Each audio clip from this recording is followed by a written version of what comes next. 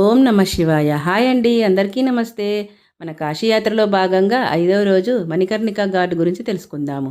పార్వతీదేవి ఇక్కడ స్నానం చేస్తుండగా చెవిపోగులు పడిపోయాయని వెతుకుతూ ఉంటే ఆ పరమేశ్వరుడే స్వయంగా దిగివచ్చి పార్వతీదేవికి చెవిపోగులు వెతికి ఇస్తాడని, అందుకే ఈ స్థలానికి మణికర్ణిక ఘాట్ అనే పేరు వచ్చింది. మధ్యాహ్నం 12 గంటలకు దేవతలందరూ వచ్చి ఇక్కడ స్నానం ఆచరిస్తారు. అందుకే కాశీకి వచ్చిన భక్తులందరూ ఒక్కసారైనా మధ్యాహ్నం 12 గంటల 15 నిమిషంలకు కాశీ మణికర్ణిక ఘాటులో స్నానం ఆచరిస్తే దేవతలందరూ చూస్తారని, మనల్ని చనిపోయిన తర్వాత స్వర్గలోకానికి వెళ్తారనేది భక్తుల నమ్మకం. అంతేకాకుండా మన హిందువులందరికీ చనిపోయిన తర్వాత కాశీ మణికర్ణిక ఘాటులో దహన సంస్కారాలు చేయించుకోవాలని కోరిక ఉంటుంది. ఇక్కడ దహన సంస్కారాలు చేయించుకుంటే మరో జన్మ ఉండదు. కానీ అందరికీ ఆ కోరిక నెరవేరాలి కదా.